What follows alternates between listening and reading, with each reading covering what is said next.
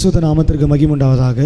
நம்முடைய தியானத்திற்கு ஆதியாகமம் 2ஆம் அதிகாரம் 18ஆம் வசனத்தை வாசிக்க கேட்போம். ஆதியாகமம்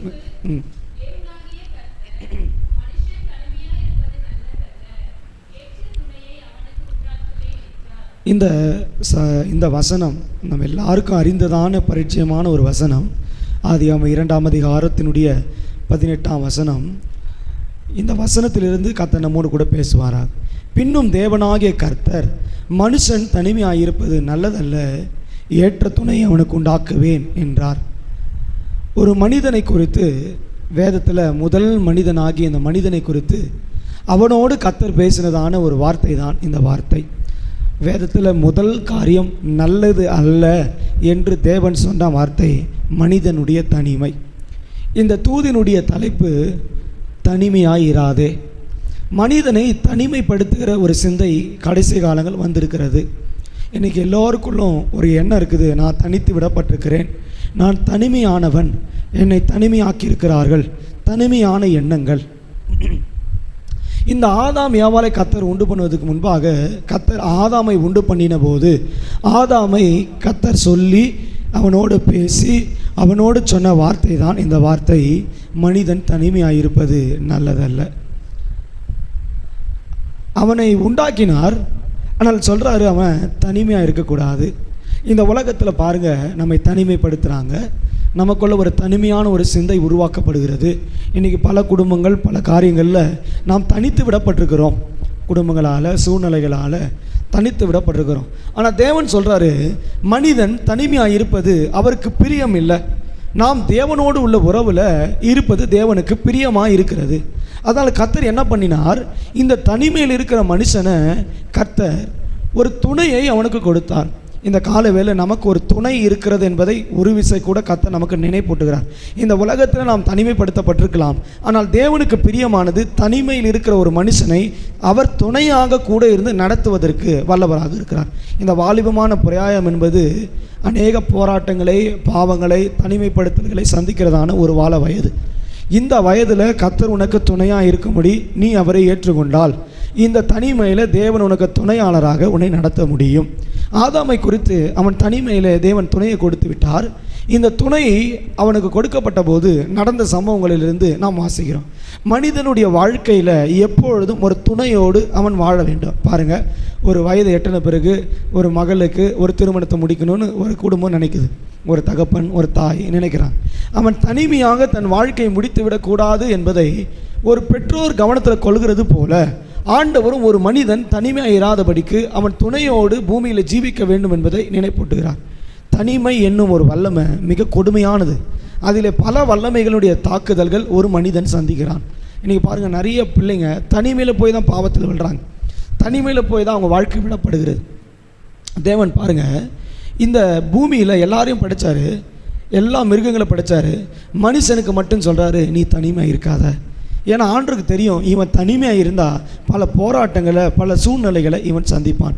இன்றைக்கி நிறைய இடங்களில் வாலிபர்கள் பாவங்களிலே உலகத்தில் விழுந்து போகிறதுடைய மிக முக்கியமான ஒரு காரியம் வேதத்தில் தனிமை என்பதை உணர்கிறோம். இந்த ஆதியாகமத்தில் வாசிக்கிறோம், கர்த்தர் இவன் தனிமையாக இருக்கிறான் என்று சொல்லி ஒரு துணையாக ஏவாளை, இவன் விலா எலும்புகளில் ஒன்றை எடுத்து ஏவாளை உண்டாக்கினதை நாம் அதே இடங்களில் வாசிக்கிறோம்.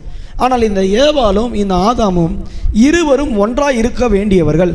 இது எதை காண்பிக்கிறது? தேவன் நமக்கு ஏற்படுத்தி கொடுத்ததான ஒரு வாழ்க்கையில், தேவன் ஏற்படுத்தி கொடுத்ததான சபையில், தேவன் ஏற்படுத்தி கொடுத்ததான ஒரு தோட்டமாகிய குடும்பத்தில் நாம் துணையோடு ஒற்றுமையாக ஒரு மனதோடு இணைந்து வாழ வேண்டும். இன்றைக்கி நிறைய பேர் டைவர்ஸ் கேஸு, தனிமைகள், இது எல்லாம் காரணம் பிசாசானவன் ஒரு மனதை கெடுத்து தனிமைப்படுத்துகிறான். அப்போ இந்த ஆதாம் ஏவாளை கர்த்தர் படைக்கும் போது அவர்கள் இருவரும் ஒரே சரீரமாக, ஒரே மாம்சமாக, இவள் என் மாம்சத்தின் மாம்சமாக இருக்கிறாள், இவள் என் எலும்பின் எலும்பும் என் மாம்சத்தில் மாம்சமாக இருக்கிறாள் என்று அதே அதிகாரத்தில் நாம் வாசிக்க கேட்கிறோம். 2ஆம் அதிகாரத்தினுடைய 24ஆம் வசனத்திலே நாம் அப்படி வாசிக்கிறோம். அப்போ தேவன் பாருங்கள், அவங்க இருவரையும் ஒன்றாக இருக்கிறதை கர்த்தர் விரும்புகிறார். நாம் கர்த்தரோடு ஒன்றாக இருக்க வேண்டும். குடும்பத்தில் இருக்கிறவர்களுக்குள்ள ஒரு மனதை கர்த்தர் ஏற்படுத்துகிறார். வாலிபர்கள் கவனமாக கேளுங்க, உங்கள் ஒரு மனதை, உங்கள் துணையாகிய குடும்பத்தை, சபையை விட்டு பிசாசானவன் பிரித்து இருக்கிறானா?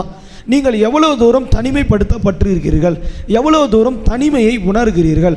இந்த காலை வேளை உங்களோடு கர்த்தர் பேசுகிறார். தனிமையில் இருக்கிற நீ வெளியே வா. தனிமை ஒரு பொல்லாத வல்லமை. இந்த ஆதியாகமம் 3ஆம் அதிகாரத்தை வாசிக்கும் போது 6ஆம் வசனத்திலே வாசிக்கிறோம். வாசித்து பாருங்க. 6ஆம் அதிகாரம்.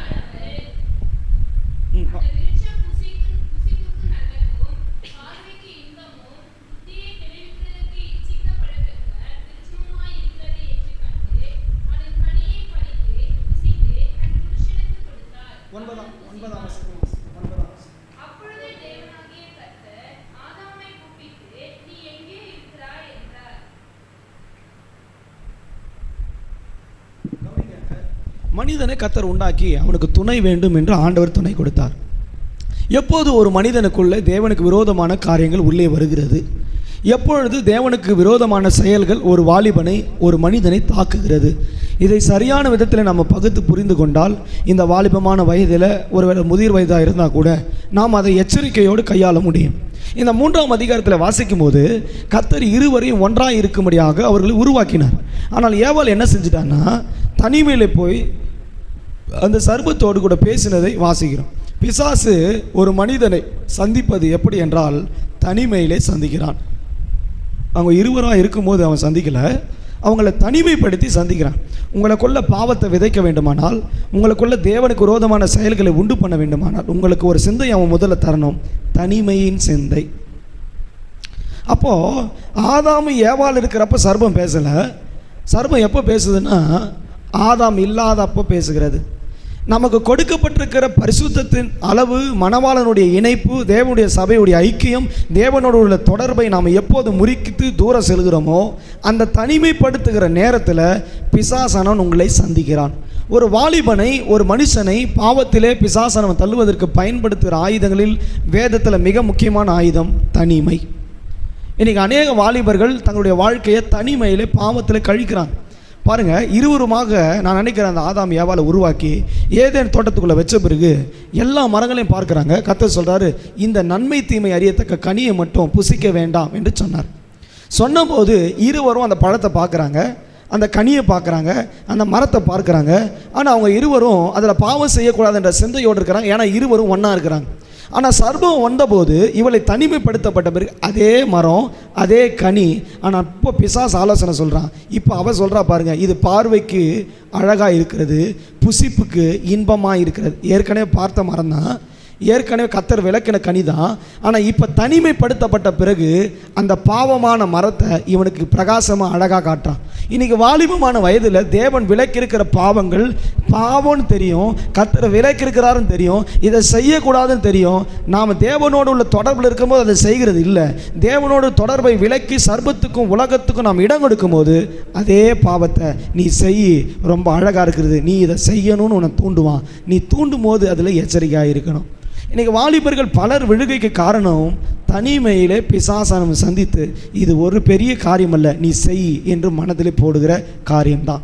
சபையில் இருக்கும்போது தோணுது நான் பாவம் செய்யக்கூடாது, ஜெபிக்கும் போது தெரியுது நான் இந்த காரியத்தை செய்யக்கூடாது, நான் இதுக்கு தகுதியானவன் அல்ல, தேவன் என்னை அழைத்திருக்கிற அழைப்புக்கு நான் உண்மையாக இருக்க வேண்டும் என்று நினைக்கிறோம். ஆனால் வெளியே போன பிறகு சத்துரு நம்மை அழகாக சந்தித்து நம்மோடு கூட இடைப்பட்டு பேசி அவன் தந்திரவாதி, மகா தந்திரமானவன். அவன் சொல்கிறான், இந்த பழம் பாரு, ஏற்கனவே பார்த்த பழம் தான், ஏற்கனவே பார்த்த மரம் தான், ஏற்கனவே பார்த்த கனி தான். ஆனால் இப்போ அவன் வேறு விதமான கண்களை அவனுக்கு கொடுக்குறான். இன்றைக்கி நம்முடைய கண்கள் தனிமையில் பிசாசானவன் மாற்றுகிறானா? நம்முடைய சுபாவங்களை மாற்றுகிறதுக்கு நாம் இடம் கொடுக்குறோமா? பாருங்கள், சர்ப்பம் ரொம்ப அழகாக பேசுச்சு. இதை நீங்கள் சாப்பிட்ற நாளில் ஆண்டவர் சொன்னார், சாவவே சாவீர்கள்னு அவ சொல்கிறா. இவன் சொல்கிறான், பிசாசு சொல்கிறான், இல்லை நீங்கள் தேவர்களை போல மாறுவீங்க. பிசாசனை தனிமையில் எப்படி சந்திக்க? இந்த பாவம் ஒரு பெரிய பாவம் இல்லை, இந்த காரியம் ஒரு பெரிய தப்பு இல்லை, யாரும் செய்யாத தப்பு ஒன்றும் இல்லை, செஞ்சுதான் பாரு. தனிமையில் பிசாசானவன் சிந்தையை தொடுகிறான். அப்போ ஏவாள் என்ன செஞ்சான்னா, இருவரும் ஒன்றாக இருந்திருந்தார்களா சத்துருடைய ஆலோசனையை மேற்கொண்டிருக்கலாம். ஆனால் ஏவாள் என்ன தெரியுமா செஞ்சுட்டா? தனிமையில் போய் சத்துருவை சந்தித்த பிறகு தான் பாவத்தில் விழுந்து விட்டால் தான் மாத்திரமல்ல ஆதாமை உட்படுத்தி விட்டாள். நீங்கள் தனிமையில் பாவத்தில் விழும்போது என்ன நடக்குது? நீங்கள் மாத்திரமல்ல உங்களோடு கொடுக்கிற குடும்பத்தையும் அந்த பாவத்துக்கு உட்படுத்துறீங்க. இன்றைக்கி நிறைய குடும்பங்கள் இப்படி தான் வாலிபர்கள் பாவத்தில் விழுந்து கிடக்கிறார்கள். வேண்டுமென்று யாரும் பாவத்துக்கு போகிறதில்ல. பிசாசனவன் அந்த பாவத்தை இவனுக்கு அழகாக காட்டுறான். இதை பாரு, இதை அனுபவி, இதை புசி, இது கிடைக்கும் போது வாய்ப்பை பயன்படுத்திக்க. ஆண்டவர் சொல்கிறார் செத்துடுவேன்னு.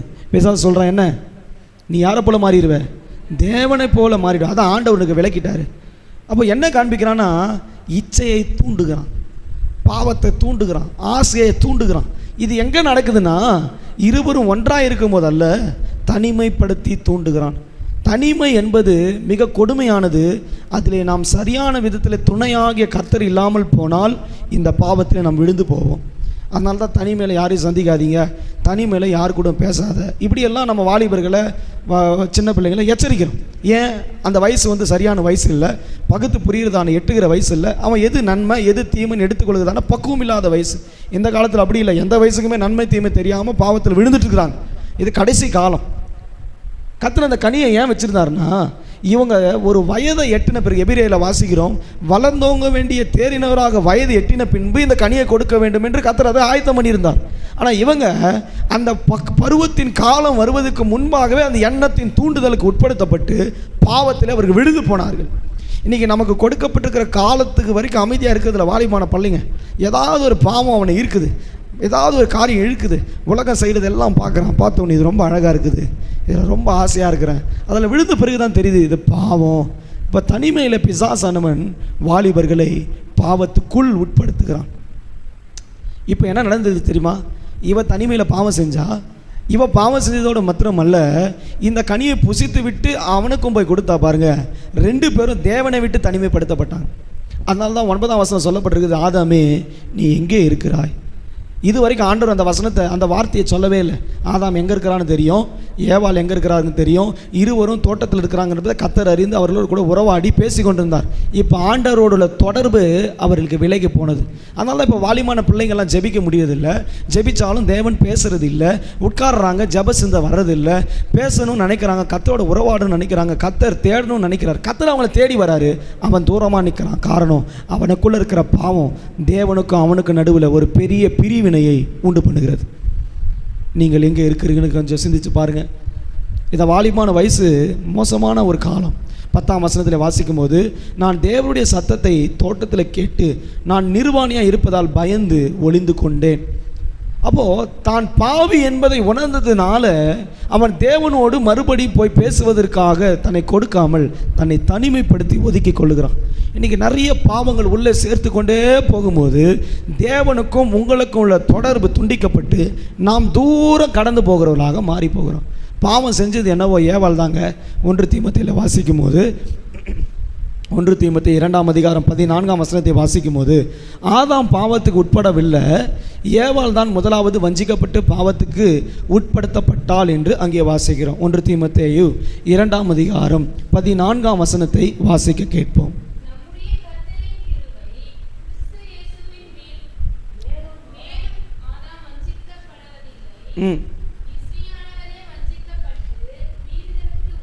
அப்போ மீறுதலுக்கு முதலாவது உட்பட்டவள் யார்? இந்த ஏவாள். ஆனால் பாருங்கள், இவள் மீறுதலுக்கு உட்படுத்தப்பட்டாள், ஆனால் இவள் மூலமாக ஆதாமும் அதே மீறுதலை செய்ய ஆரம்பித்துட்டாள். இன்றைக்கி ஒரு வாலிபன் கெட்டு போனால் பாருங்கள், இது ஒன்றும் பாவம் இல்லைன்னு பல வாலிபர்கள் அதில் கொண்டு வரான். ஒன்றும் பெருசு இல்லை, அழகாக இருக்கும், இன்பமாக இருக்கும், கொஞ்சம் ருசிச்சு பாரு, இந்த உலகத்தை கொஞ்சம் டேஸ்ட் பண்ணி தான் பாரு, இந்த உலகத்தை கொஞ்சம் அனுபவிச்சு தான் பாரு. ஆதாமுக்கு தெரியும் இந்த கனியை புசிக்கக்கூடாதுன்னு. ஆனால் தேவனுடைய சாயலாக உண்டாக்கப்பட்ட ஆதாம் என்ன தெரியுமா செஞ்சுட்டான்? ஸ்திரீயுடைய வார்த்தைக்கு கீழ்ப்படிந்துட்டான். இன்றைக்கி தனிமையில் பிசாசானவன் வஞ்சிக்கிறானா, நீ வெளியே வா என்று கர்த்தர் சொல்லுகிறார். பார்வைக்கு அழகும் புசிப்புக்கு நலமுமான அந்த கனி ஆதாமுக்கு கொடுக்கப்பட்ட போது ஆதாம் கேட்டான், ஆனால் ஆதாம் புசித்துட்டான்.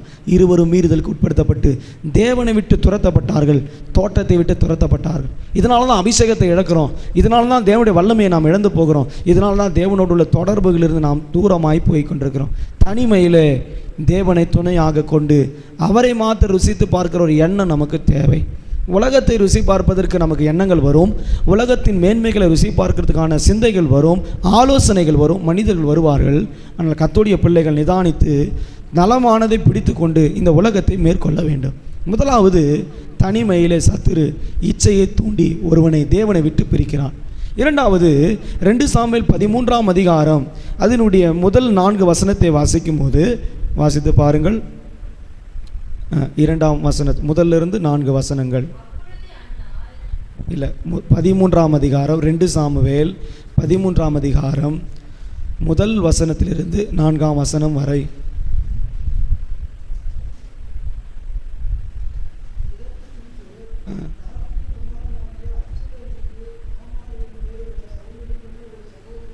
தாமார் என்னும் சவுந்தரம் உள்ளதான ஒரு சகோதரி இருந்தால், தாவீதின் குமாரனாகிய அம்னோன் மோகம் கொண்டான். சத்தமா வாசிங்க.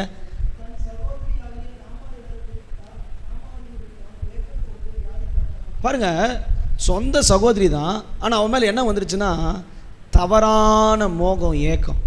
இது எங்கே அவன் சிந்திச்சுட்டு இருந்தான்னா, எல்லாரும் இருக்கிறப்ப இல்லை, தனிமையின் சிந்தை. ஒரு மனிதனை பிசாசானவன் தனிமைப்படுத்தி தவறான சிந்தைகளை கொடுக்குறான். சொந்த சகோதரி தான், ஆனால் இவங்ககிட்ட இப்போ என்ன சிந்தை வந்துருச்சுன்னா, அவள் மேலே மோக இச்சை கொண்டு அவளை கெடுக்க வேண்டும் என்று அவனுக்குள்ள தவறான ஏக்கத்தின் சிந்தை வந்தது. இப்படி சிந்தை வந்ததை பிசாசானவன் பார்க்குறான். இன்றைக்கி உங்களுக்கு தனிமையில் என்ன சிந்தை வருது யோசிச்சு பாருங்கள். பாவம் செய்கிற சிந்தை வருதா, கர்த்தருக்காக நிற்கிறோன்ற சிந்தை வருதா, என்ன சிந்தை வருது? அம்னோனும் தாவீதுடைய பிள்ளை தான், தாமாரும் தாவீதுடைய பிள்ளை தான். ஆனால் 2 பேருக்கும் தவறான சிந்தை. பாருங்கள், இன்றைக்கி பாருங்கள், உலகத்தில் தாறுமாறான கலப்பு. அண்ணன் தான் சொந்த தங்கச்சி கல்யாணம் பண்ணி ஓடிருக்கிறான். நியூஸில் போட்டுக்கிறாங்க, போன வாரத்தில் படித்து பார்த்தீங்கன்னா தெரியும். ஆணோட திருமணம், பெண்ணோட திருமணம். இப்படிப்பட்ட விபச்சாரத்தின் சிந்தையின் மோகம் பிசாசானவன் சிந்தையில் விதைக்கிறான். அப்போ இந்த அம்னோனுக்கு விதைக்கப்பட்ட போது அவன் மோக இச்சை கொண்டு மெலிந்து போய் நாளுக்கு நாள் ஒடுங்கி போனான் என்று 3ஆம் வசனத்தில் 2-3 வசனங்களே வாசிக்கிறோம். அவளை ஏக்கம் கொண்டு அவள் கிடைக்கலையேன்னு யோசித்து அவன் பலவீனப்பட்டு கொண்டிருந்தான். அந்த நேரத்தில் தந்திரவாதியாக யோனாதாப் வந்தான். இந்த உலகத்தில் நீங்கள் பாவம் செய்யக்கூடாதுன்னு நினச்சா கூட ஒரு குரூப் உங்களை சுற்றி இருக்குது. உன் சிந்தையை அறிந்து பிசாசனை அவனை அனுப்புகிறான் பாருங்கள், கொண்டு வந்து எப்படியாவது பாவம் செய்யும்படி தூண்டுவான். இன்றைக்கி நீ அவனுக்கு இடம் கொடுக்குறாயா? யோசிச்சு பாருங்கள். அந்த மனுஷன் நீங்கள் வேதத்தில் வாசிக்கும் போது இந்த காரியங்கள் நம்மளுக்கு தெளிவாக சொல்லப்பட்டிருக்கிறதை வாசிக்கிறோம். அதே அதிகாரத்தில் வாசிச்சு பாருங்கள். அந்த யோனாதாப் பற்றி சொல்லப்பட்டிருக்கிறது 3ஆம் வசனத்தில். அந்த யோனாதாப் என்றவன் மகா தந்திரவாதி. ரொம்ப அழகாக சொல்லப்பட்டிருக்குது. பிசாசுக்கு எப்படி தந்திரம் உள்ளதுன்னு சொல்லப்பட்டதோ, இந்த யோனாதாபுக்கும் அதே வார்த்தை குறிப்பிடப்பட்டிருக்கிறது, மகா தந்திரவாதி. நீங்கள் சிந்தையில் ஒன்று வச்சுருப்பீங்க, இந்த பாவத்தை செய்யணும், இந்த மாதிரி வாழணும், இப்படி தனிமையில் நம்ம இந்த கிரியை செய்யணும்னு என்ன இருக்கும். சரியாக ஒரு பிசாசுடைய நண்பருடைய ஆலோசனைக்கு உனக்கு வரும். இதை செய்கிறது எப்படின்னு அவனுக்கு சொல்லிக் கொடுப்பான். சிகரெட் எப்படி பிடிக்கிறது, தண்ணி எப்படி அடிக்கிறது. யாரும் பிறக்கும் போதே கையில் பாட்டிலோடு பிடிக்கிறது இல்லை, எப்படி சிகரெட்டோடு பிறக்கிறது இல்லை. அதுக்கு காரணம் இருக்கிறது. இவன் அப்படிப்பட்ட சிந்தைக்கு உட்படுத்தப்பட்டு யோசித்திருக்கும் போது தந்திரமாய் ஒரு சத்துரு உள்ளே வரான். இதை இப்படி செஞ்சால் நலமாக இருக்குன்னு உனக்கு போதிக்கிறான். இன்றைக்கி பல வாலிபர்கள் தவறான பாதைக்கு போவதுக்கு காரணம் தாங்களாக எடுக்கிற முடிவு அல்ல. சிந்தைகள் இருக்கிறது பாவம், ஆனால் அவன் செய்கிறதுக்கு பயம் இருக்கிறது. அந்த பயத்தை மீறி ஒரு சத்துரு சொல்கிறான், இது பயப்படுற விஷயம் இல்லை, நீ செய்.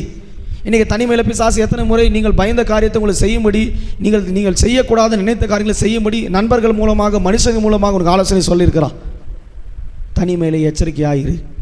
யோனாதாப் சொன்ன விஷயத்தை அம்னோன் சரியாக கேட்டு அவங்க தகப்பனிடத்தில் போய் அவன் வியாதிப்பட்டு கிடந்தது போல நடித்து தாமாரை கொண்டு வந்து அவரை கற்பழித்து கெடுத்து போட்டான். என்ன தெரியுமா நடந்துச்சு?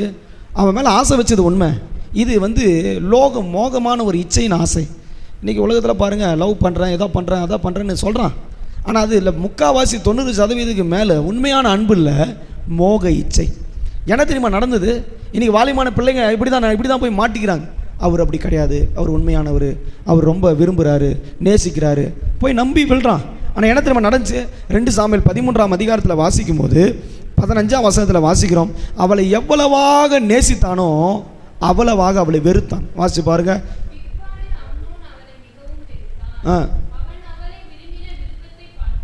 அவன் அவளை விரும்பின விருப்பத்தை பார்க்கிலும், பாருங்க, விரும்பின விருப்பத்தை விட வெறுப்பு அதிகமாச்சு. எப்போ தெரியுமா? தான் ஆசை வச்சான், ஆசை நிறைவேறிட்ட விடனே அவள் மேலே வெறுப்பு உண்டாச்சு. இன்றைக்கி நிறைய வாலிபர்கள் அப்படி தான் இருக்கிறாங்க, வாலிபமான பெண்கள் அப்படி தான் இருக்கிறாங்க. உங்கள்கிட்ட பிசாசானவன் யோனாதாபை கொண்டு வருவான், உங்கள்கிட்ட அம்னோனை கொண்டு வருவான். உனக்குள்ளே அவன் நிறைவேற்ற வேண்டிய இச்சை ஆசை நிறைவேற்ற பிறகு உன் மேலே வெறுப்பு உண்டாக்கி உன்னை கழட்டி விட்டு ஓடிடும். அம்னோன் பாருங்க, பாவம் செஞ்ச உடனே அவளை அவமானப்படுத்தி வீட்டை விட்டு துரத்தி கதவு அடைத்து போட்டான். அதே அம்னோன் தான் அவன் மேலே ஆசை கொண்டு அவன் சொல்கிறான், தாமார் இல்லை, நீ தகப்பனிடத்தில் கேட்டால் தகப்பன் ஒன்று கொடுப்பாரு. ஆனால் அவன் சொல்கிறான், விடாமல் அவரை பற்றி அவளை பாவத்துக்கு உட்படுத்தினான். தனிமையிலே உன் சிந்தை என்ன? எப்படிப்பட்ட சிந்தைக்கு நீங்கள் இருக்கிறீங்க? யோனாதாபனுடைய தந்திரம் உன்னை வந்து பாவத்தை செய்யும்படி தூண்டுகிறதா? தவறான காரியங்களை செய்யும்படி தூண்டுகிறதா? வாலிபனே, எச்சரிக்கையாயிரு. இது கடைசி காலம். உன்னை கர்த்தர் எச்சரிக்கிறார். யோனாபனுடைய மகா தந்திரத்துக்கு இடம் கூடாது, சத்துருடைய தந்திரத்துக்கு இடம் கூடாது. பாருங்கள், வந்தான், நல்ல ஆலோசனை கொடுத்தான்.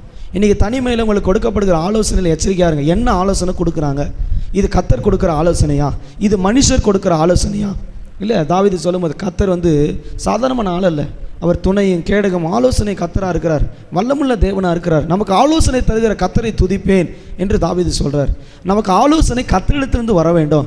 ஒரு பாவகரமான சிந்தை உள்ளே வரும்போது தேவன் என்ன ஆலோசனை சொல்கிறான்னு கேட்கணும். மனசு ஒன்று சொல்லும், நீ செய், தைரியமாக பண்ணு. அந்த ஆலோசனைக்கு இடம் கொடுக்கக்கூடாது. என்ன தெரியுமா கடைசியில் நடந்துச்சு? இந்த அம்னோன் மேலே அப்சலோம் கோபமாக இருந்து இந்த அம்னோனை கொலை செய்து போட்டான். முடிவில் மரணம் வந்தது, பகை வந்தது. நீ பாவம் செய்யும் போது தேவனுக்கும் உனக்கும் ஒரு பகை உண்டாகும், தேவனுக்கும் உனக்கும் ஒரு தூரம் உண்டாகும். அதுதான் ஆதாம் ஏவாளுக்குள்ளே நடந்தது, அதே தான் அம்னோனுக்குள்ளே நடந்தது.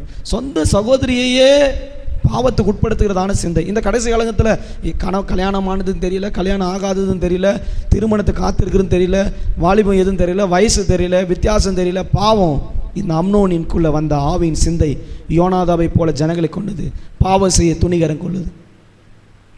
ஒரு சகோதரர் இருந்தார், அவருக்கு ஏற்கனவே திருமணம் ஆகிருந்தது. அந்த பெண்ணுக்கு தெரியும் திருமணம் ஆகிருக்கிறது தெரியும், குழந்தை இருக்கிறது தெரியும். ஆனால் அந்த பெண்ணு இவன் மேலே ஒரு தவறான ஒரு விருப்பத்தை வச்சு கல்யாணம் ஆச்சு.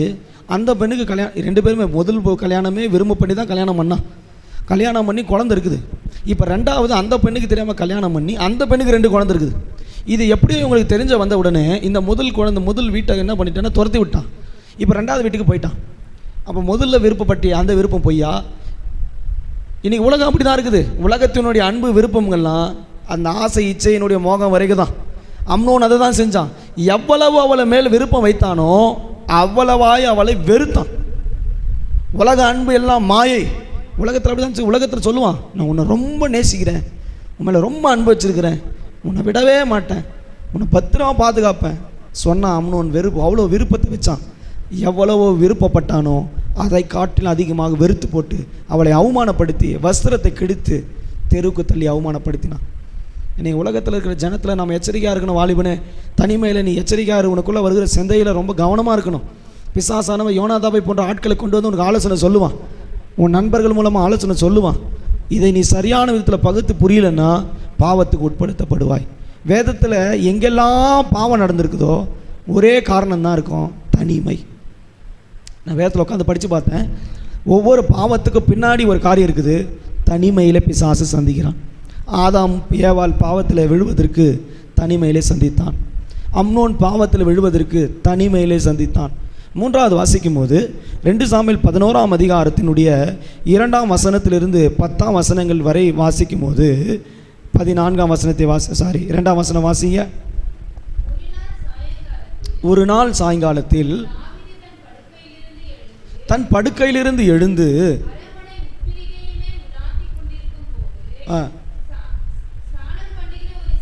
ஸ்நானம் பண்ணுகிற ஒரு ஸ்திரியை உப்பரிகையின் மேல் ஏறி இருக்க கண்டான். கவனிங்க, இந்த வசனங்கள் உங்களுக்கு தெரியும். 2, 3 வசனங்களிலிருந்து 14ஆம் வசனம் வரை இந்த சம்பவங்களை நம்ம வாசிக்க முடியும். 2 சாமுவேல் 11ஆம் அதிகாரம் 2ஆம் வசனத்திலிருந்து 14ஆம் வசனம் வரை வாசிக்க முடியும். இவன் அபிஷேகம் பண்ணப்பட்டதான தாவீது, அபிஷேகம் பண்ணப்பட்ட கர்த்தருடைய பிள்ளையை கூட பிசாசானவன் தனிமையிலே சந்திக்கிறான். ரொம்ப எச்சரிக்கையாக இருக்கணும் அந்த காலத்தில். பாருங்கள், அம்மோன் மேலே யுத்தம் நடந்துட்டு இருக்குது. ரஃபாவை பிடிக்கும்படியாக அங்கே யோவாவை யுத்தத்துக்கு தாவீது அனுப்பியிருக்கிறான். யுத்தம் நடந்து கொண்டிருக்கிறது. இவன் யுத்தம் செய்யாமல் வீட்டில் அமைதியாக தாவீது உட்கார்ந்துருக்கிறான். எப்போ பாவம் வந்து நம்மளை தொடும்னா நாம் தனிமையிலே இருக்கும்போது. தாவீது யுத்தம் செய்ய வேண்டியவன் யுத்தம் செய்யாமல் வீட்டில் இருக்கிறான். ஆராதிக்க வேண்டியவங்க, ஜெபிக்க வேண்டியவங்க, உபாசிக்க வேண்டியவங்க, தேவனோடு உறவாட வேண்டியவங்க, உறவாடாத நேரத்தில் தேவனை விட்டு தூரம் விலகிற நேரத்தில் உள்ள யார் வரான்னா பிசாசு உள்ள வரான். தாவீது அபிஷேகம் பண்ணப்பட்டவன், எல்லாம் யுத்தம் நடந்திருக்குது. யுத்தத்துக்கு போக வேண்டிய ராஜா வீட்டில் அமைதியாக உட்காந்துருக்கிறான். இன்றைக்கி நிறைய நேரத்தில் தேவ சமூகத்துக்கு வர வேண்டிய பிள்ளைகள், ஜெபிக்க வேண்டியவர்கள், கர்த்தரை துதிக்க வேண்டியவர்கள், ஆராதிக்க வேண்டியவர்கள், வீட்டில் ஜபசத்தை இருக்க வேண்டியவர்கள் ஜெபிக்காமலும் துதிக்காமலும் தேவனை விட்டு தூர போகும்போது இந்த பொல்லாத பாவத்தின் வல்லமை அவனை சந்திக்கிறதா இருக்கிறது. பாருங்கள், அழகாக வந்தார், உலாவி கொண்டே இருந்தான். அப்போ ஒரு பெண்ணு குளிக்கிறது, ஸ்நானம் பண்ணுகிற அந்த பத்சேபாள் தன் கண்களுக்கு பட்டது. உடனே அவன் மேலே இச்சை கொண்டு அவளை கொண்டு வர சொல்லி அவளை கெடுத்து போட்டது மாத்திரமல்ல, அவளை குழந்தை பிறக்கிறன்னு கர்ப்பமாக இருக்கிறான்ற நியூஸ் தெரிஞ்ச உடனே அவனுடைய கணவனை கூப்பிட்டு வந்து அவனை கொலை செய்து போட்டான். 10ஆம் வசனம் வாசி பாருங்க. உரியா தன் வீட்டுக்கு போகவில்லை என்று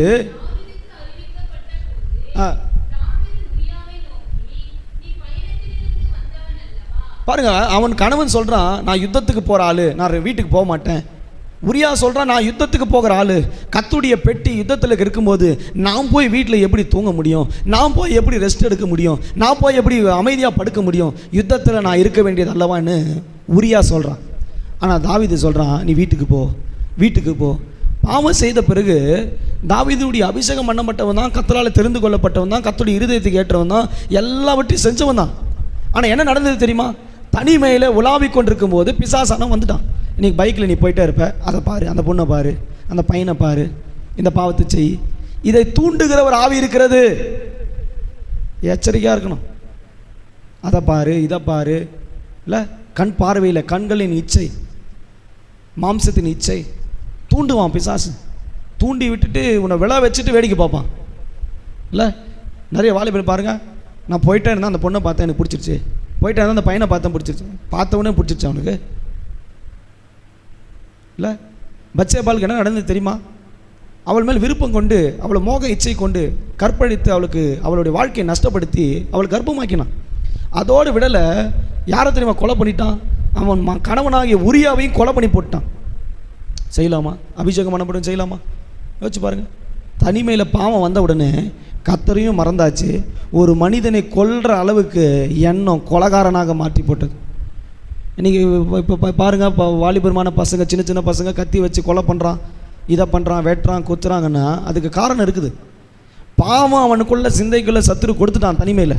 அந்த ஆவி என்ன செய்யுதுன்னா கொலைகாரனாக அவனை மாற்றுது. கண்ட போதைகளை வஸ்துக்களுக்கு அடிமையாகி அநேகரை கொலை செய்கிற அளவுக்கு அவனை கொண்டு போய் நிறுத்துது. இன்றைக்கி உன்னை எப்படி கர்த்தர் வச்சிருக்கிறான்னு யோசிச்சு பார். பத்சேபாளை அவமானப்படுத்தி கொலை பண்ணிட்டான். அப்போ அது கர்த்தர் தீர்க்கதரிசி ஆகிய நாத்தானை அனுப்பி அங்கே சொல்கிறாரு பாருங்கள். அந்த வசனம் ரொம்ப அழகான வசனம். 11ஆம் அதிகாரத்தில் 14ஆம் வசனத்தை வாசி.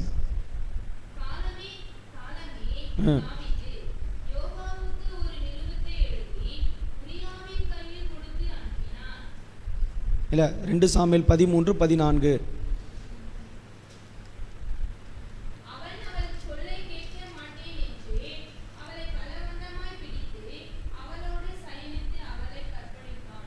அப்படி செஞ்சுட்டு பிறகு என்ன தெரியுமா நடந்தது பாருங்கள். அவன் கர்த்தருடைய பார்வைக்கு பொல்லாப்பு செய்ததே மறந்து போயிட்டான். ஆனால் அதை யார் நினைப்பூட்டுறாங்கன்னா, அங்கே பாருங்கள் வேதத்தில் இன்றைக்கி நிறைய காரியத்தில் நம்ம பொல்லாப்பு செய்கிற போது பிசாசை நம்ம மறக்கடிக்கிறான். இந்த பாவம் செய்கிறது வந்து ரொம்ப பெரிய விஷயம் இல்லை.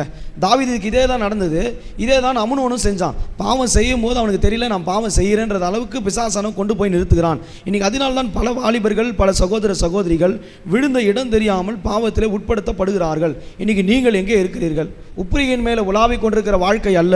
தேவ சமூகத்தில் கொடுக்கப்பட்ட சபையிலே நாம் உண்மை உள்ளவர்களாக ஜபத்திலே தேவனுடைய பாதத்திலே அமர்ந்திருந்து கர்த்தரை உறுதியாக பிடிக்க வேண்டும். 11ஆம் அதிகாரத்தை வாசிக்கும் போது பாருங்கள், அங்கே சொல்லப்பட்டிருக்கிறது, உரியா தாவீதுடைய பெட்டியும் இஸ்ரவேலுக்கு யூதாவும் கூடாரங்களில் தங்கி குடியிருக்கிறதுக்கு என் மனைவியோடு சயனிக்கிறதுக்கு என் வீட்டில் பிரவேசிப்பேனோ, நான் அப்படி செய்கிறதில்லை என்று உம்முடைய பேரிலும் உம்முடைய ஆத்துமாவின் பேரிலும் ஆணையிட்டு சொல்லுகிறேன். சொல்கிறான் பாருங்கள், நான் யுத்தத்தில் தான் இருப்பேன், நான் ஜபத்தில் தான் இருப்பேன், நான் கர்த்தருக்காக தான் யுத்தம் பண்ணுவேன், நான் எப்படி வீட்டில் போக முடியும்? ஆனால் தாவீது அப்படிப்பட்ட சிந்தையே இல்லை. இன்றைக்கி நீ தேவனோடு உள்ள உறவையும் ஜபிக்கிறதையும் கர்த்தருடைய சபையும் விட்டுலதான ஐக்கியத்தை முறிக்கும் போது தவறான சிந்தையை உனக்குள்ள பிசாசானு கொண்டு வரும். நிறைய பேர் வாலிபர்கள் சபைக்கு வரமாட்டாங்க. அது காரணம் ஒன்று தான், உங்கள் சிந்தையில் வேற ஒரு ஆவி போராடிட்டு இருக்குது.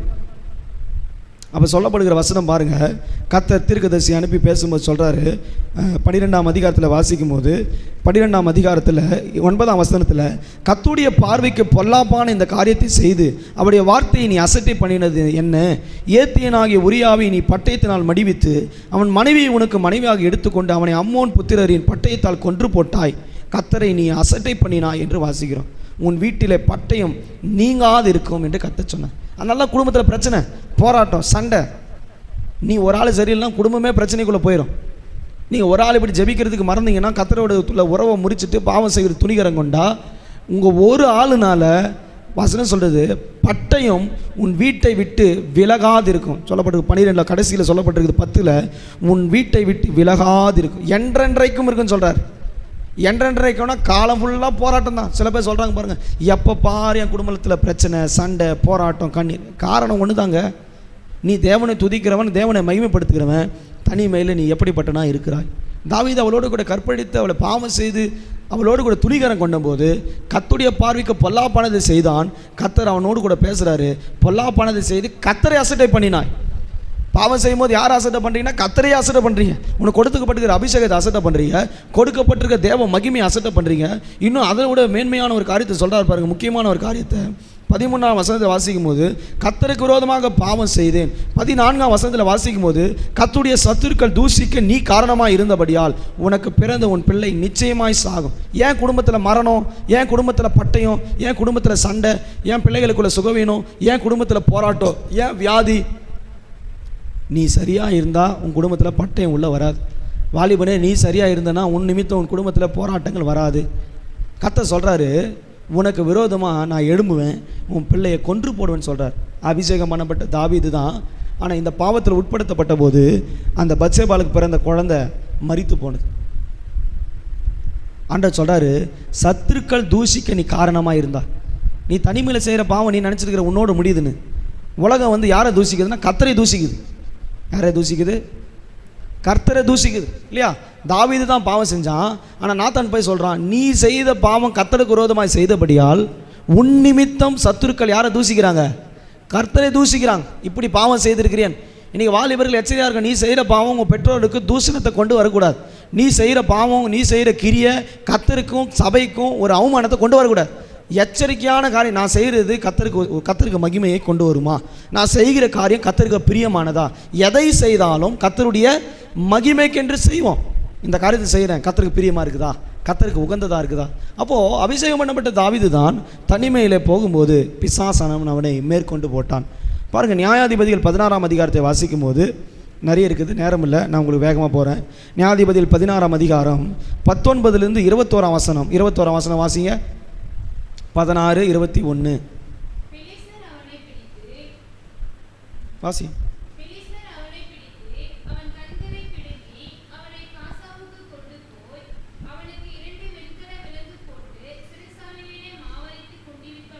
பாருங்க, இவன் அபிஷேகம் பண்ணப்பட்டவங்க நசரேயனாகிய சிம்சோன். ஒரு நசரேயன் விரதம். உனக்கு ஒரு தனி பிரதிஷ்டை இருக்குது, உனக்கு தனி அழைப்பு இருக்குது, உனக்கு தனி கர்த்தருடைய கிருபை இருக்குது.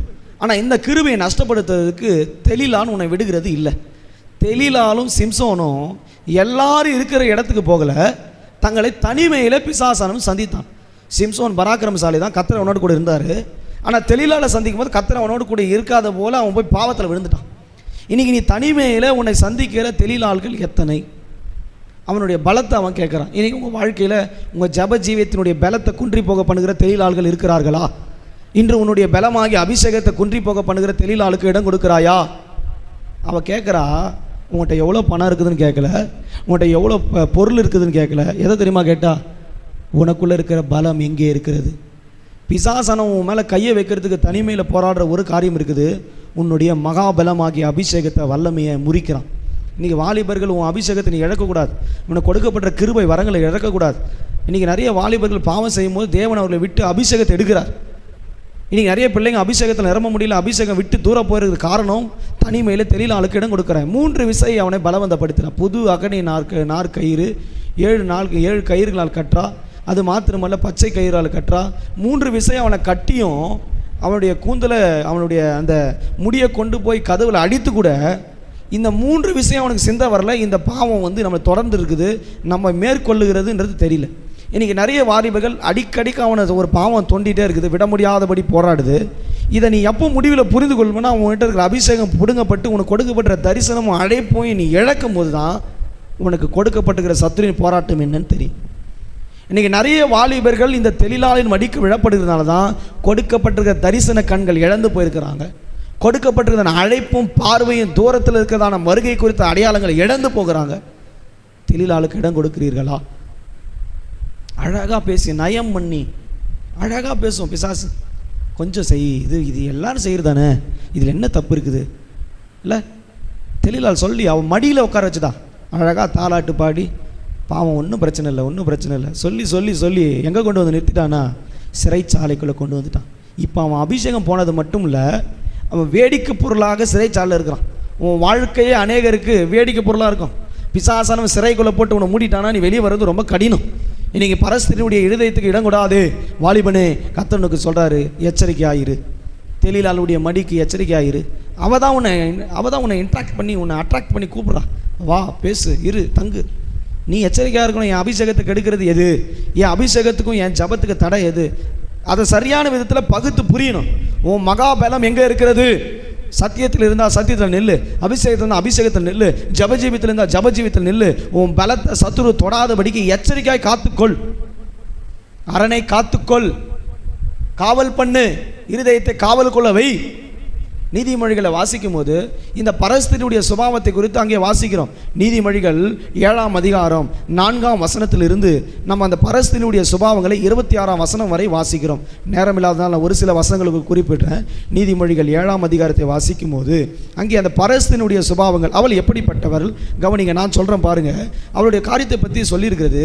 அவளை பற்றி சொல்லும்போது, இச்சக வார்த்தைகளை பேசும் அந்நிய பெண் ஆகிய பரஸ்திரிக்கு உன்னை விலக்கி காப்பாயாக. ரொம்ப அழகாக தந்திரமாக பேசுவா. தெளிவாள் பரஸ்திரி ஆகிய அவள் இச்சகமான வார்த்தைகளை சொல்லுவாள். இப்படி இரு, நான் உங்க கூட அப்படி இருப்பேன், இப்படி வா, அங்கே போவோம், இங்கே போவோம். பாவத்தை செய்யும்படி இச்சையான வார்த்தைகளை தனிமையிலே அவனோடு கூட பேசுகிறாள். 7ஆம் வசனம் சொல்லப்பட்டிருக்குது, பேதையர்கள் ஆகிய வாலிபர்களுக்குள்ள ஒரு புத்தியீனமான வாலிபனை கண்டேன், அவனை கவனித்தேன். அவன் எப்படி செய்கிறான்னா, பாவத்தை செய்யும்படி அவளோடு கூட போகிறான். அவள் எப்படிப்பட்டவ தெரியுமா? வாயாடியும், 11ஆம் வசனத்தில், அவள் வாயாடியும் அடங்காதவனும் ஆனவள், அவள் கால்கள் வீட்டிலே தங்குறதே இல்லை. ஒரு பொல்லாத ஆவி இது, விபச்சார ஆவியில் இது ஒரு டைப்பு. இந்த 7ஆம் அதிகாரத்தில் அவள் எப்படிப்பட்டவ, எப்படி ஒரு வாலிபனை நயங்காட்டுறான்றதை முழுவதும் சொல்லப்பட்டிருக்குது. எனக்கு நேரம் இல்லை, நீங்கள் 7லிருந்து 26 வசனத்தில் வாசிச்சு பாருங்கள். அதில் அது சொல்லப்பட்டிருக்கிறது. 25 வாசிக்கும் போது, உன் இருதயம் அவள் வழியின் சாய வேண்டாம், அவள் பாதையிலே மயங்கி திரியாதே, அவள் அநேகரை காயப்படுத்தி விழப்பண்ணினாள், பலவான்கள் அநேகரை கொலை செய்தாள், அவள் வீடு பாதாளத்துக்கு போகும் வழி, அது மரண அறைகளுக்கு கொண்டு போய்விடும். இதுதான் சிம்சோன் வாழ்க்கையில் நடந்தது. ரொம்ப அழகாக இச்சகமாக பேசின உடனே நம்பி அவகிட்ட போனா, முடிவில் கொண்டு போய் மரணத்துக்கு நேராக பாதாளத்தில் கொண்டு போய் மூடி போட்டான். பரலோகத்துக்கு போக வேண்டிய வாலிபன், பரலோகத்துக்கு போக வேண்டிய கர்த்தருடைய பிள்ளைய இந்த பரஸ்திரியாக பொல்லாத ஆவி, ஆணோ பெண்ணோ, அவளை மயக்க நினைக்கிற வல்லமை உள்ளே வரும்போது கொண்டு போய் எங்கே நிறுத்துதுன்னா, மரணத்துக்கும் பாதாளத்துக்குரிய வல்லமைக்குள்ளே போய் அவனை அடைக்கிறது. அவள் வாயாடி வீட்டிலே தங்க மாட்டான். நீ ஆணாக இருந்தாலும் பெண்ணாக இருந்தாலும், இது பெண்ணுக்கு மட்டும் இல்லை ஆணுக்கும் சேர்த்து தான். வீட்டிலே தங்குறதே இல்லை ஒரு குரூப்பு. வீட்டில் தங்கினா தானே உனக்கு உண்மை இருக்கும். தனிமையில் போய் சுற்றுற, எங்கே எந்த ஆவி வருதுன்னு தெரியாது, எந்த வல்லம் ஒன்று தொடுன்னு தெரியாது, எந்த சிந்தை வரும்னு தெரியாது. நீ சுற்றிட்டே இருக்கிற, அந்த ஆவி ஒன்று பிடிக்குது, நீ அந்த ஆவியோடு சேர்ற, பாவம் செய்கிற, சிறைப்படுத்துகிற, உன் கண்ணு தரிசனத்தை இழந்து போய் நிற்கிற. உனக்கு கொடுக்கப்பட்ட ஜப வீட்டில் சபைக்குள்ளே நீ சரியாக இருந்தால் இந்த வல்லமைகள் உன்னை ஒருபோதும் மேற்கொள்ளாது. அடுத்து 2 ராஜாக்கள் 5ஆம் அதிகாரத்தினுடைய 22ஆம் வசனத்திலிருந்து 27ஆம் வசனம் வரை வாசிக்கும் போது, 2 ராஜாக்கள் 5ஆம் அதிகாரம் 22லிருந்து 27 வசனங்கள் வாசிக்கும் போது, 26 மட்டும் வாசிங்க.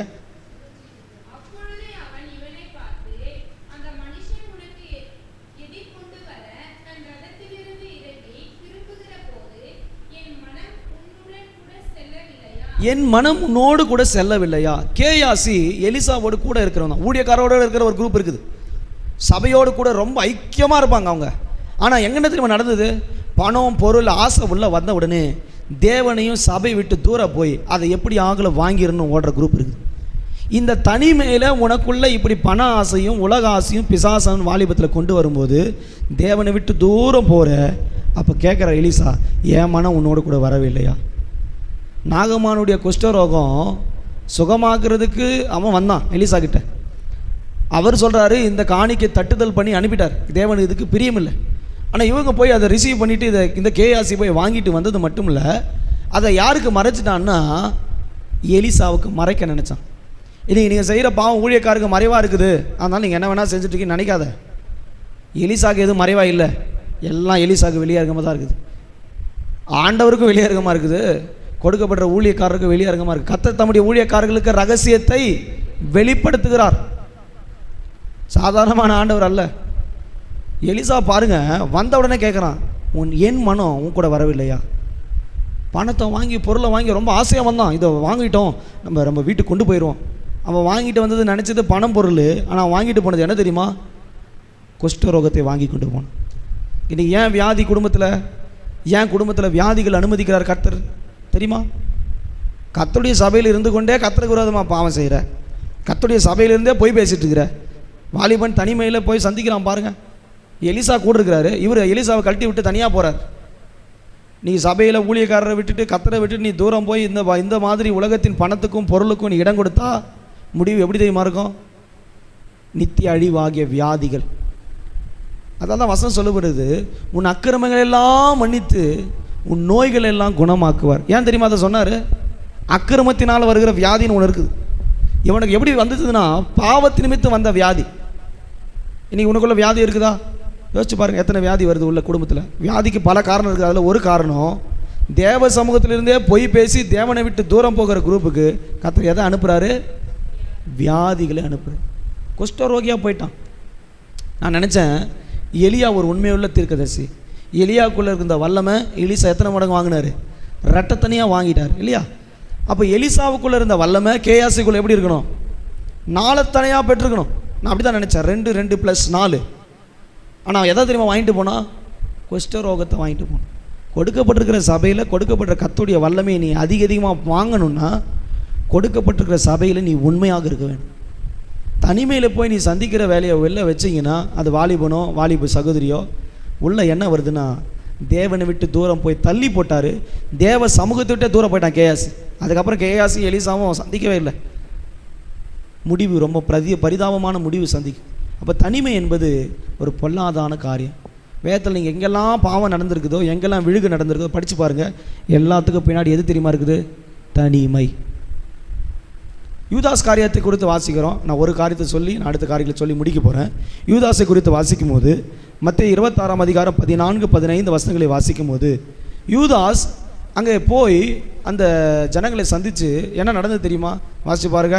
14 15 26ஆம் அதிகாரம் 14 15 வசனம். யூதாஸ் காரியத்தை என்பவன் பிரதான ஆசாரியர்களிடத்தில் போய், நான் அவரை குறித்து காட்டி கொடுப்பேன். போதும், நீங்கள் 15 வீட்டில் வாசிங்க. அவர் நேராக போனார், பிரதான ஆசாரிகிட்ட போய், நீங்கள் என்ன கொடுப்பீங்க? இதுக்கு இப்போ கூட கூப்பிட்டு போகிறதுக்கு யாரும் என்ன கூப்பிட்டு போகல, யூதாஸ் கூட யாரையும் கூட்டிகிட்டு போகல. ஏன்னா இப்போ என்ன பண்ணுறாருன்னா தனிமையில் சந்திக்கிறார். யாரை? பிரதான ஆசாரிகளை சந்தித்து, நான் அவரை காட்டி கொடுத்தா எவ்வளோ தருவீங்க? இந்த வாலிபமான வயசில் இவங்களை காட்டி கொடுக்குறது, அவங்கள காட்டி கொடுக்குறது, இப்படிப்பட்டது அப்படிப்பட்டது, ஆண்டவரையே கொலை செய்கிறது. இது எதை காண்பிக்கிறதுனா கொலையின் ஆவி. பணத்துக்காக கொலை. கொலைன்னு நீங்கள் கத்தி எடுத்து தான் கொலைன்னு இல்லை. ஒரு குடும்பத்துக்கு எடுத்தாலே கொலை தான், ஒரு வாழ்க்கைக்கு எடுத்தாலே கொலை தான். தனிமையில் போய் பணத்தை வாங்கிட்டு ஒரு மனுஷனை கொலை செய்கிறான். இந்த யூதாஸ் கொலை செய்து ஏதோ சாதாரண மனுஷன் அல்ல. இந்த முழு உலகத்தை படைத்ததான இயேசு கிறிஸ்துவே கொலை செய்யும்படியாக 30 வெள்ளி காசுக்கு ஒப்பு கொடுத்துட்டு பேசி சமயம் எப்போது வாய்க்கும் என்று காத்திருந்தான். எதுக்கு காத்திருந்தான்?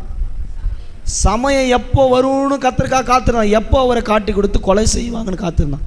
அவனே தான் பந்தியில் கூட இருந்தான், அவனே தான் அப்பத்தில் கையை வச்சான், அவனே தான் திராட்சரசத்தை சாப்பிட்டான், கத்தரோடு கூட தான் இருந்தான். கத்தரோடு இருந்தவன் தனிமையில் போகும்போது பாவ எண்ணத்தை உள்ளே கொண்டு வந்து, பண ஆசை கொண்டு வந்து இவனை என்ன செஞ்சுட்டான்னா கொலையாளியாக மாற்றி போட்டான். வாலிபர்கள் எச்சரிக்கையாக இருக்கணும். மற்றவங்களை எப்படியாவது அழிக்கணும், மற்றவங்க இல்லாமல் போகணுன்ற எண்ணம் உள்ளே வந்துச்சுன்னா இது யூதாஸ்குள்ளே வந்த ஆவி. இது சாதாரணமான வல்லம் இல்லை. தனிமையில் இன்றைக்கி நிறைய பிள்ளைங்கள் அப்படி தான் சந்திக்கிறான். அவங்கள கொன்றணும், இவங்களை கொலை பண்ணிடணும், இவங்களை அழிச்சிடணும், இவங்க இருக்கக்கூடாது. இது ஒரு ஆவி. யோவான் புஸ்தகத்தில் வாசிக்கும் போது, யோவான் சுவிசேஷ புஸ்தகத்தில் அந்த வசனம் குறிப்பிடப்பட்டிருக்கிறது. யோவான் 13:2 வாசிக்கும் போது, பிசாசானவன் அவனுடைய இருதயத்தை தூண்டிவிட்டான் என்று வாசிக்கணும். வாசிங்க 13:2 வசனம். யூதாஸ் காரியத்தை அவரை காட்டி கொடுக்கும்படிக்கு பாருங்க, பிசாசானவன் என்ன பண்ணிட்டான்னா இருதயத்தை தூண்டி விட்டான். இன்றைக்கி நிறைய பேரை தனிமையில் பிசாசு சந்தித்து தூண்டுறான். பாவம் செய்ய, கொலை செய்ய, தேவனுக்கு விரோதமான காரியங்களை செய்ய, ஊழியத்துக்கு விரோதமான காரியங்களை செய்ய. இது தனிமையிலே சந்திக்கிற ஒரு வல்லமை. மற்றவர்கள் அழிக்கணுன்ற சிந்தை உங்களுக்குள்ளே வருதா? மற்றவர்களை எப்படியாவது முறியடிக்கணுன்ற எண்ணம் வருதா? தனிமை எச்சரிக்கையாயிரு. வேதத்தில் நீங்கள் எல்லாரும் படித்து பாருங்கள், ஒவ்வொரு காரியமும் தனிமையில் நடந்தது. நான் படித்து பார்த்தேன், வேதத்தில் எல்லா பாவங்களுக்கும் பின்னாடி ஒரு தனிமையின் வல்லமை இருக்குது. நீங்கள் தனிமையாக உணரக்கூடாது, ஒருபோது தனித்து இருக்கக்கூடாது. தேவன் உங்களுக்கு சொல்கிறாரு, நீ தனிமையான ஆள் அல்ல, உனக்கு தேவன் துணையாக இருக்கிறார். இந்த காலை வேளை நீங்கள் எந்த தனிமையில் இருக்கலாம், எந்த பாவ வல்லமையில் சிக்கியிருக்கலாம். ஒருவேளை உங்களுடைய வாழ்க்கையில் தாக்கப்பட்ட தாக்குதல்கள் தனிமையில் பிசாசு சந்தித்திருக்கலாம். தனிமையில் போய் கொண்டிருக்கிற உன்னை கர்த்தர் இந்த காலை வேளை சந்தித்திருக்கிறார். அப்போஸ்தலர் நடவடிக்கைகள் 9ஆம் அதிகாரத்தில் 3ஆம் வசனத்தை வாசிக்கும் போது, தனிமையில் போய் கொண்டிருந்தான பவுலை, தமஸ்குக்கு போய் கொண்டிருந்த அவனை, கொலையை செய்யும்படியாக போய் கொண்டிருந்த அந்த மனுஷனை கர்த்தருடைய ஒளி அவனை சந்தித்து அவனை பவுலாக மாற்றினது. ஒருவேளை நீ தனிமையில் பாவத்தை செய்து கொண்டு, தேவனுக்கு விரோதமான காரியங்களை செய்து கொண்டு தனிமையில் ஓடிக்கொண்டிருக்கலாம். உன்னை கர்த்தருடைய ஒளி இன்றைக்கு சந்தித்திருக்கிறது. உனக்கு துணையாக கர்த்தர் வரப்போகிறார். ஒருவேளை வாழ்க்கையில் நீங்கள் தனிமைப்படுத்தப்பட்டிருக்கலாம், உலகத்தால் தனிமைப்படுத்தப்பட்டிருக்கலாம். ஆனால் தேவனுடைய ஒளி உங்கள் மேலே வீசப்படும் போது, இந்த அபிஷேகத்தின் அக்கினியின் வல்லமை உனக்குள்ளே இறங்கும் போது, தேவன் உனக்கு துணையாக இருந்து உன்னை நடத்துகிறவராக இருக்கிறார். அதனால தான் பிரசங்கி 4ஆம் அதிகாரம் 9-10 வசனங்களை வாசிக்கும் போது, மனிதனை குறித்து வேதத்தில் வாசிக்கிறோம், இருவர் கூடியிருந்தால் நலம், ஒண்டியாக இருப்பவனுக்கு ஐயோ என்று வாசிக்கிறோம். இருவர் கூடியிருந்தால் சத்துருக்களை எதிர்க்கலாம், இருவர் கூடியிருந்தால் எதிராளிகளை எளிதாக முறியடிக்கலாம் என்று பிரசங்கி 4:9-10 வசனங்களிலே வாசிக்கிறோம். நீங்கள் தனிமையாக இருக்கிற வரை சத்துரு உங்களை எளிதாக மேற்கொள்ளுவான். நீங்கள் ஒன்று கற்றுக்கொள்ளுங்கள், தனிமையில் வருகிற பாவங்கள், சிந்தைகள், போராட்டங்கள், உங்களுக்கு விரோதமாக எழும்புகிற ஆலோசனைகள், சத்துருவின் பகைகள், பண ஆசைகள், தேவையற்ற எண்ணங்கள், கொலைகள், அழிவுகள், இவை எல்லாம் ஏற்றுக்கொள்வதற்கு ஒரு வல்லமை இருக்கிறது. தேவன் உங்களுக்கு துணையாக அவரோடு கூட இணைக்கப்பட வேண்டும். இந்த உங்களுக்கு உலகத்தில் மனுஷன் துணை இருக்கிறது, சபையோடு உள்ள ஐக்கியம் வேணும், கர்த்தருடைய பிள்ளைகளோட ஒரு ஐக்கியம் வேணும், ஜெபிக்கிறோட ஒரு ஐக்கியம் வேணும். இப்படி நீங்கள் ஒருமித்து தேவ சமூகத்தில் இருப்பீர்களானால் தனிமை உங்களை ஒருபோதும் உங்களை மேற்கொள்ள மாட்டாது. யோவான் 8ஆம் அதிகாரம் 16ஆம் வசனத்தில் வாசிக்கும் போது, யோவான் 8ஆம் அதிகாரம் 16ஆம் வசனத்தில் வாசிக்கும் போது, நான் தனித்திருக்கவில்லை என்று இயேசு சொல்லுகிறார். 8ஆம் அதிகாரம் 16ஆம் வசனத்தை வாசிப்போம்.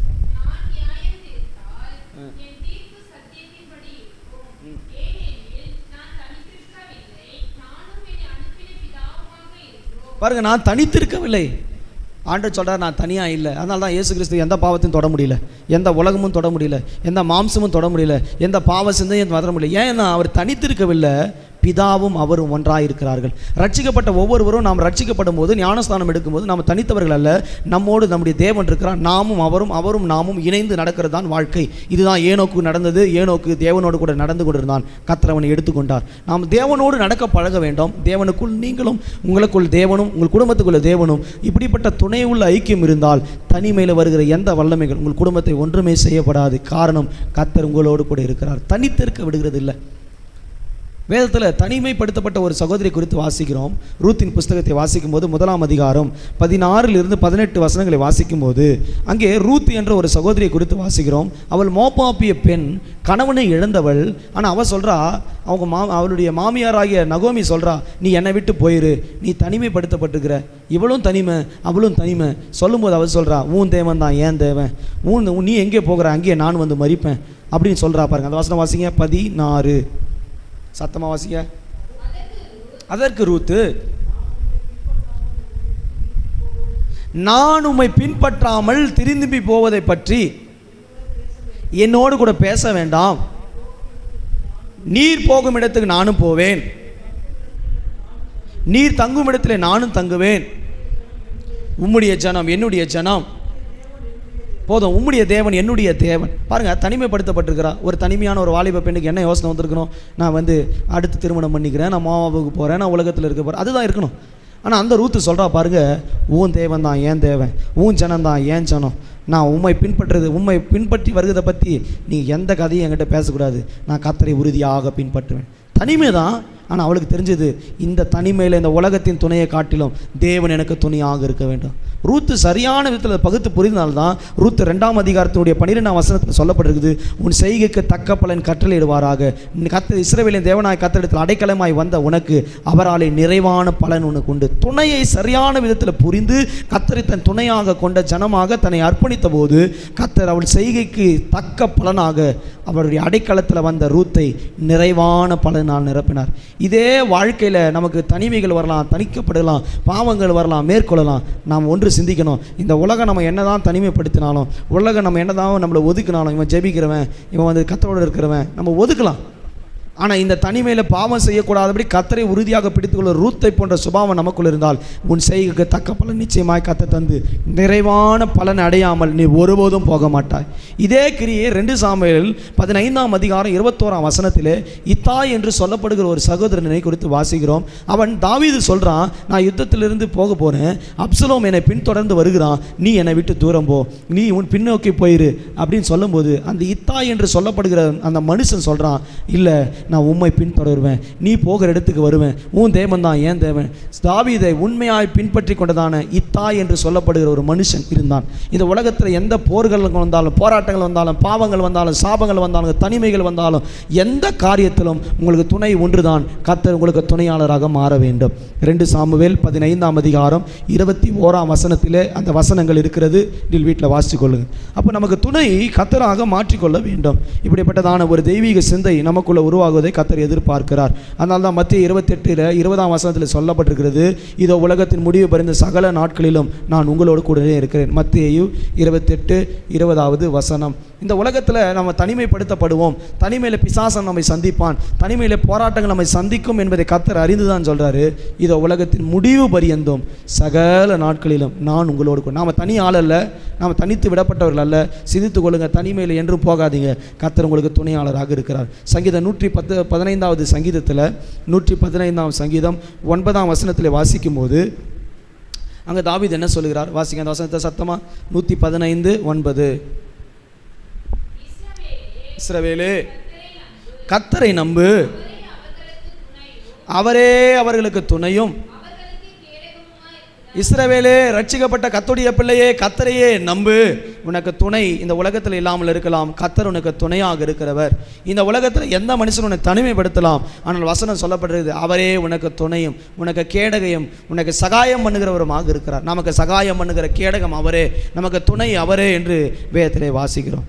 இந்த உலகத்தில் பாருங்கள், எத்தனையோ தனிமைப்படுத்தி பிசாசை நம்ம சந்திக்கிறோம். ஆனால் தேவன் சொல்கிறாரு, நான் உனக்கு துணையாளராக இருக்கிறேன். இந்த உலகத்தில் யாராவது சொல்ல முடியுமா, நான் கடைசி வரைக்கும் உனக்கு துணையாளராக இருப்பேன், நான் உன் கூட இருந்து நடத்துவேன், நான் உன்னை பாதுகாப்பேன் சொல்கிறதுக்கு எந்த மனுஷனும் இல்லை. ஆனால் நம்முடைய தேவன் சொல்கிறார், இஸ்ரவேலே கர்த்தரை நம்பு. இந்த நாள்லேருந்து நீங்கள் கர்த்தரை நம்பி இந்த உலகத்தின் பாவத்தை ஜெயிப்பேன்ற ஒரு நம்பிக்கை, ஒரு விசுவாசத்தோட கர்த்தரிடத்தில் வாழும்போது இந்த தனிமையில் இருக்கிற உன்னை கர்த்தர் துணையாளராக இருந்து நடத்துவார். ஏசாயா 44ஆம் அதிகாரம் 2ஆம் வசனத்தை வாசிக்கும் போது, உன்னை உண்டாக்கினவரும் தாயின் கர்ப்பத்தில் உன்னை உருவாக்கினவரும் உனக்கு துணை செய்கிறவருமாகிய கர்த்தர் சொல்கிறதாவது, என் தாசனாகிய யாக்கோபே, நான் தெரிந்து கொண்ட யெஷூரனே, பயப்படாதே என்று கர்த்தர் சொல்கிறார். அப்போ உன்னை உருவாக்கினவர் இருக்கிறாரு, உன்னை சிருஷ்டித்தவர் இருக்கிறாரு, அவர் ஒருபோதும் உன்னை தனிமையில் விடுகிறவர் அல்ல. நாம் செய்ய வேண்டியது ஒரே காரியம், அவரை நம்பி அவரை உறுதியாக பின்பற்றி இஸ்ரவேலாக கர்த்தருடைய அடைக்கலத்தில் நீங்கள் இருப்பீர்களானால் இந்த ஜனத்தை கர்த்தர் ஒருபோதும் கைவிட மாட்டார். தாயின் கர்ப்பத்தில் உருவாக்கினவர் நமக்கு துணை செய்கிறவராக இருக்கிறார். நீ பயப்படாத, உன்னை தெரிந்து கொண்ட தேவன் உன்னை நிச்சயமாக நடத்துவார். யோசிச்சு பாருங்க, நமக்குள்ள பயங்கள், யார் நம்மை நடத்த போகிறார், இந்த தனிமையில் எப்படி ஜெயிக்க போகிறோம் என்ற, இந்த உலக மாம்சத்தை ஜெயிக்க போக வேண்டும் என்பது வாலிபர்களுக்குள்ள ஒரு சிந்தை இருக்கலாம். ஆனால் உன்னை உருவாக்கின தேவனிடத்தில் நீ ஒப்பு கொடுக்கும்போது உனக்கு துணை செய்து உன்னை உருவாக்கின தேவன் உன்னை கைவிடாமல் நடத்த வல்லமுள்ளவராக இருக்கிறார். நீ யோசிச்சு பாருங்க, இப்படி இந்த உலகத்தில் நம்ம யாராவது சொல்லி நம்மை பலப்படுத்த முடியுமா, நம்மை நடத்த முடியுமா? இந்த உலகத்தில் நமக்கு சொல்லாத வார்த்தையை கர்த்தர் நமக்கு சொல்கிறார். ஏசாயா 41ஆம் அதிகாரத்தினுடைய கடைசி ஒரு வசனம் வாசி முடிக்க போகிறோம். 13-14 வசனத்தில் வாசிக்கும் போது,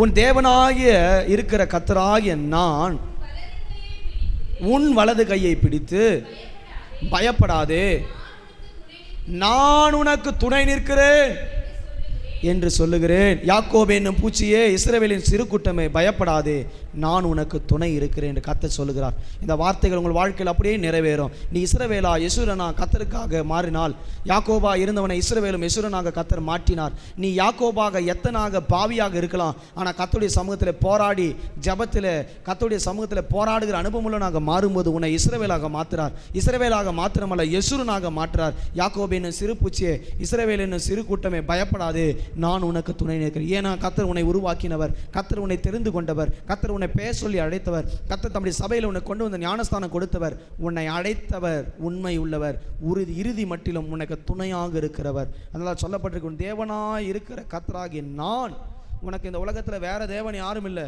கர்த்தரை தம் தேவனாக கொண்டிருக்கிற உனக்கு கர்த்தர் சொல்றார், நான் உனக்கு துணையாய் நிற்பேன். இந்த உலகத்தில் நாம் தனிமைப்படுத்தப்படுகிற சூழ்நிலைகள், பாவங்கள், வல்லமை நம்ம சூழ்ந்து கொண்டாலும் கர்த்தருடைய சமூகத்தில் கர்த்தருடைய ரட்சிப்பில் இருக்கிற கர்த்தருடைய பிள்ளைகளுக்கு அவரே துணையும் கேடகமாக இருக்கிறார்.